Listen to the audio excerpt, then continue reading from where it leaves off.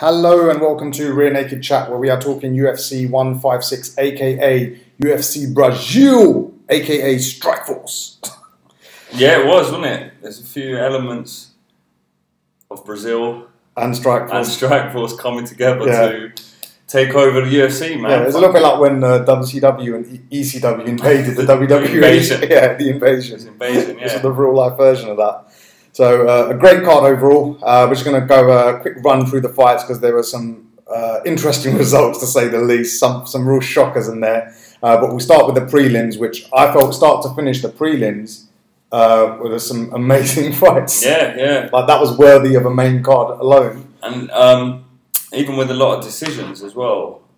Yeah. Even though a lot of them were decisions, they were still exciting fights. Entertaining fights, yeah definitely.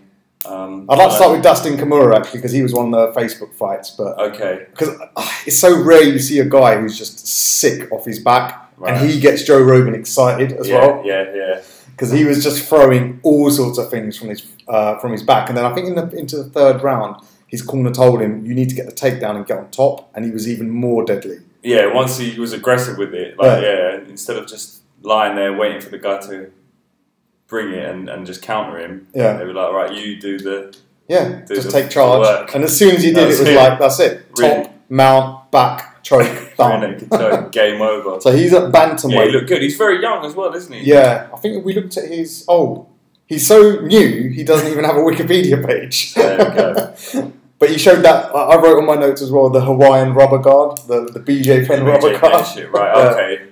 He's got that going for him. But he's 11-0 now at bantamweight, which is... Who's at bantamweight? Is that Dominic Cruz weight, I think? Yeah, Cruz, Faber, that kind of level, yeah. Cruz, Faber, Barral, that level. Yes. But interesting guy, yeah, definitely. Yeah, good to see something like that. Well, yeah, it's probably too early, but Barral's fighting McDonald in a couple of weeks' time, isn't he? Yes.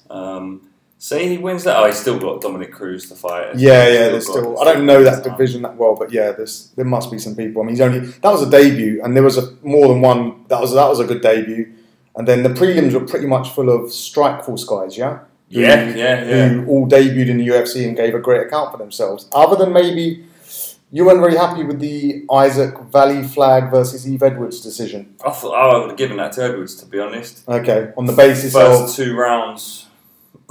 First 2 rounds for him better in the first 2 rounds. Okay. Valley Flag didn't go away. He was scrappy, and he was in the fight all the way. But I just thought Edwards looked slicker. He was in control. He was landing. I can see why the judges gave it, because he did the thing of walking forward more. Doesn't mean he fought better or connected more. He literally, the only thing he did, I thought, was walked forward more, which influences judges. Nah, Edwards was aggressive too, though. That's the thing. Right. He God, that was close, wasn't it? 29-28, 28-29, 29-28. 28, and it's all... He had a late flurry in the third round, and that's always the way judges seem to do things, is that the third round always counts for more, which is nonsense, really, but it just seems to work that way until they actually get better judges. We're going to be stuck with that, I think. Yeah, I would like to genuinely know. Joe Rogan doesn't always give us his opinion at the end, but I would genuinely like to know, how did you score that fight, Joe Rogan? I want to know your exact score. His own points. Yeah, the commentators. Yeah. Are they not allowed to do that? Maybe. Well, they do that in boxing. Well, the unofficial. Yeah, they just call it the unofficial scorecard. Right. Okay. Yeah. I would like to see that from Joe Rogan. He will sort of say it. He'll say, "I gave such and such that round," or whatever. But yeah, there's no definite. In this instance, he tends to just say that was a close fight. Yeah. I mean, it was you close. Can't commit to more than that. It was close. And then the Bobby Green Jacob Volkman fight, another debut. Another good fight, man. Wow. I mean, the first 2 rounds really. Volkman. I thought Volkman's got this. Jacob Christmas Volkman. Interesting fact of the day is he's the second fighter to be have his nickname after a Jim Carrey character from a film. That's right. If you can think of the other one, say it in the comments. Yeah. We know. Turning into a pub quiz now. That's right. Give us some feedback. But yeah, man, I thought Green, he looked athletic, he looked quite solid, but it's like, you know, Boltman's coming with the experience. Yeah. It's just too much for him. Yeah. But it was almost like Green kind of learned as he went on. Yeah. It was almost like the first 2 rounds were like a lesson. Yeah. Third round, it was like he knew then what he had to do to win the fight, and he did it, and he just went out, choked his ass out. It was a great finish. He looked really good, man. Really good. I would say, I mean, Tyron Woodley was the next fight after that where, you know, what can we say other than just fucking hell, wow. He got knocked the fuck out, yeah. Literally the first punch, wasn't it? Yeah. And the thing is as well, Woodley leading up to this was very much a wrestler, very wrestling background. Oh, really? I didn't know that. Okay. Big time, big time, yeah. College wrestler, I think. Right. I can't remember what school. But he's at welterweight, yeah, Woodley? Yeah. So immediately, when that happened, you know what I thought? I thought on a Bender's lightweight. Tyron Woodley versus Johnny Hendricks. Who's gonna fucking knock each other up? Holy shit, yeah. Because he's been kind of left to one side now as well. Johnny Hendricks has been kind of forgotten he's the about. Forgotten man of MMA that no one wants to fight him. Yeah. Everyone's got all their grudge matches that they want to finish off. There's grudge matches, there's super fights, there's all sorts going on. He's just been left aside. So Woodley, that would be an interesting fight. Yeah, all the fights I've watched Woodley in before, particularly Paul Daly, because Daly's such a good striker and notoriously not as good on the ground. Yeah. Woodley just wrestled the fuck out of him, sort of thing. But in this, he showed he can throw hands as well. Jesus Christ! That was very politely put. Not very good on the ground, Paul Daly. Never know. Might run into him one day and have to explain myself. But he's only had one loss. No, but Daly, you can tell he put a lot of work in on the ground game, but maybe a bit too late. Maybe if one of those things if he started when he was a kid. It's a bit too late to catch up. That's generally a problem with UK fighters. But, the next generation coming up, not so much. But so I felt like Bobby Green and Tyron Woodley for two very different reasons were equally impressive. Because although it's impressive just to knock someone out, how often do you see someone? Because most of these fights, right, with the exception of probably Overing. The first minute, the writing's on the wall. Okay. You see it playing out. Oh, the first minute's gone like this. The rest of the fight goes like this. Yeah.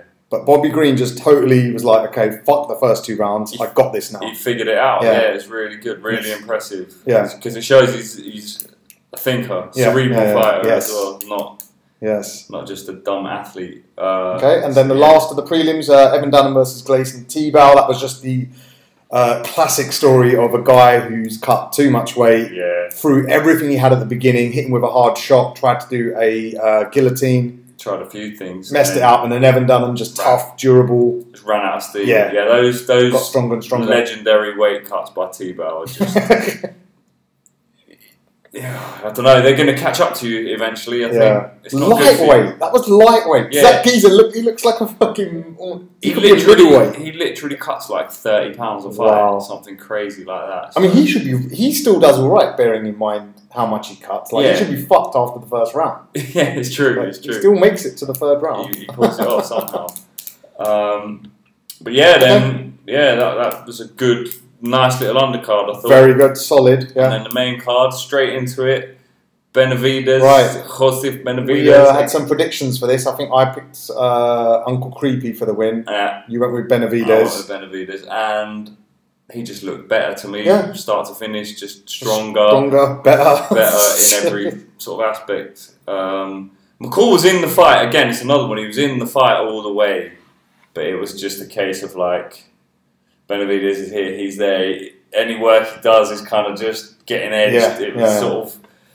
Benavidez has always seemed to step ahead of him just in the striking, in the grappling, in everything really. And the decision actually reflected that for a change. That's another thing you called.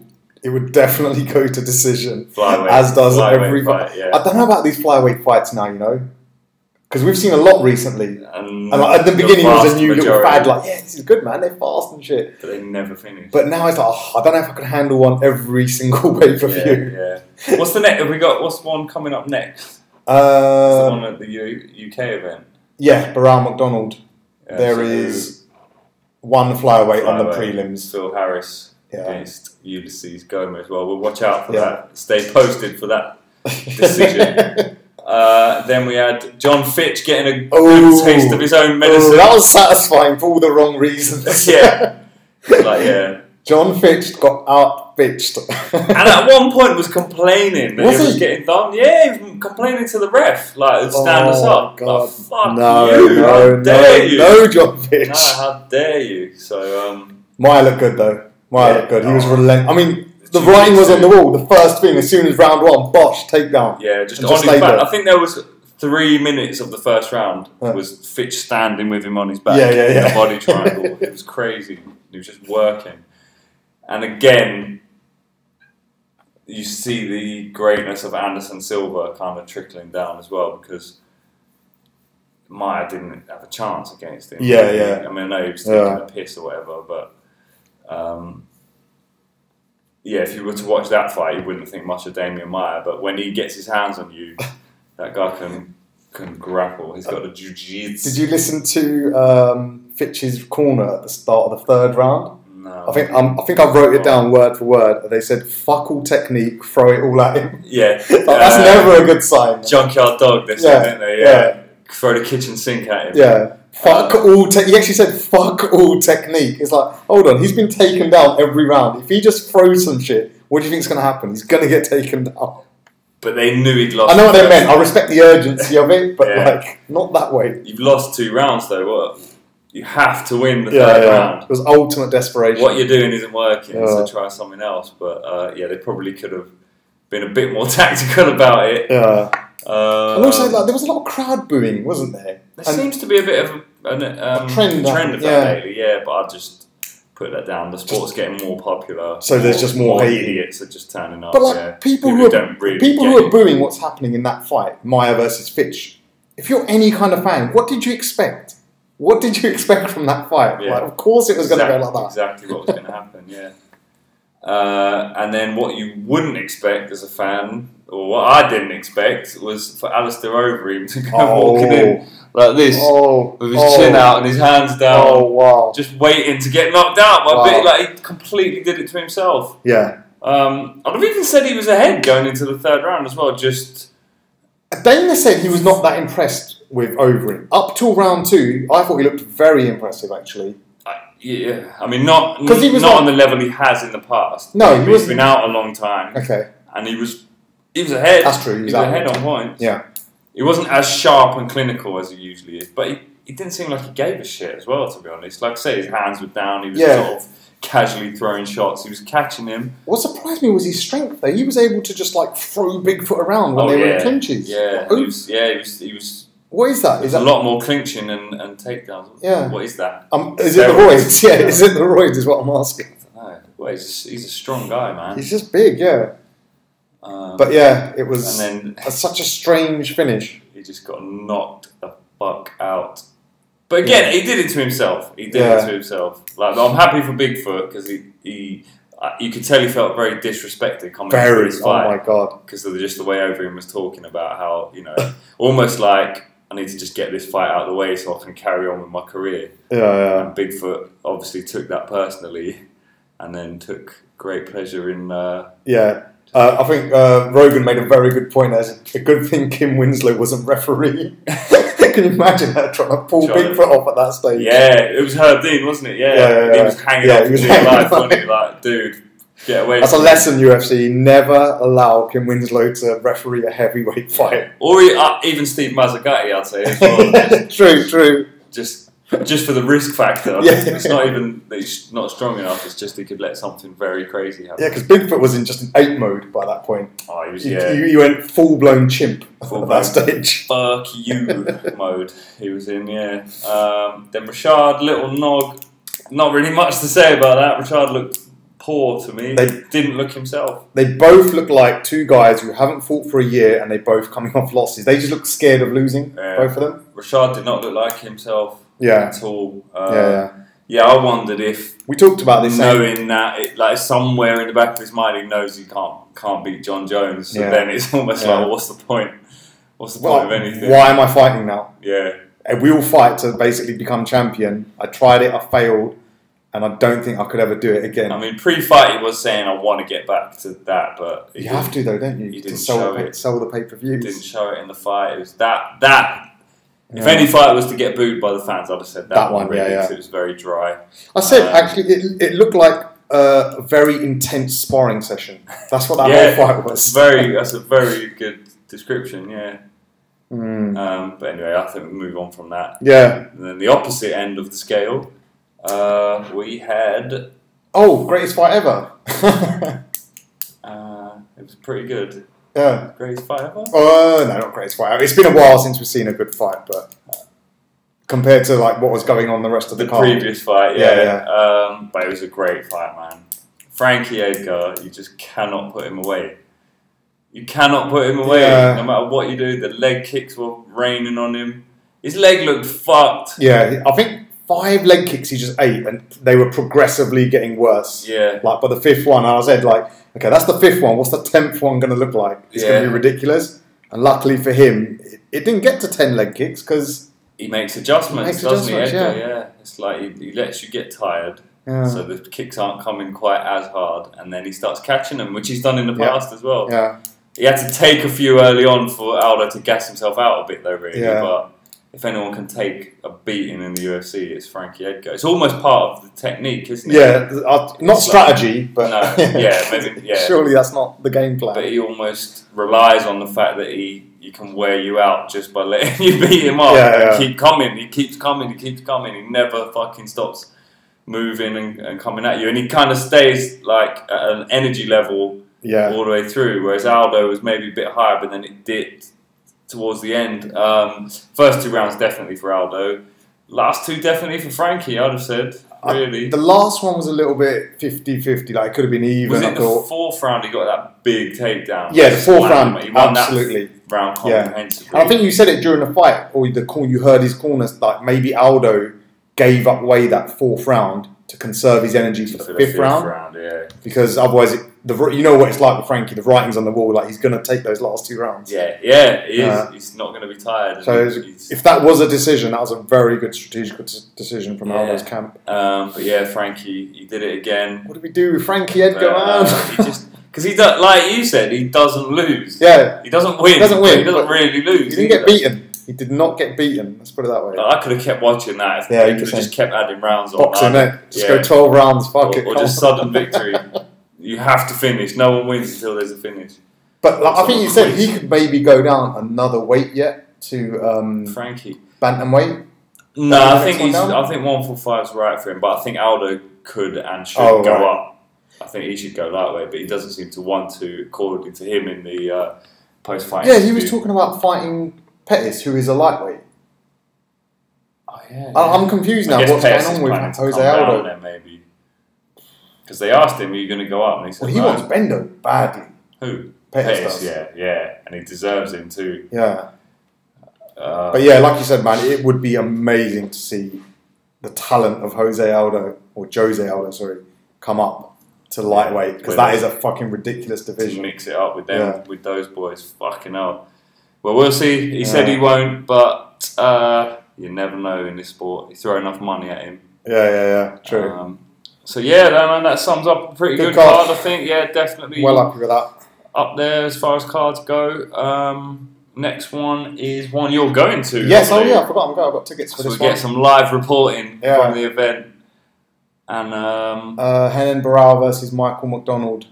Yeah. Obviously, the names aren't as big as what we've just seen now, but that doesn't mean you're in for a shit card by any stretch of the imagination. A lot of times, the so-called lesser cards have good fights because people feel like they've got something to prove, make a name for themselves. So, I'm looking forward to it. I know you are, because you're actually going first time. So, I wonder what that's going to be like.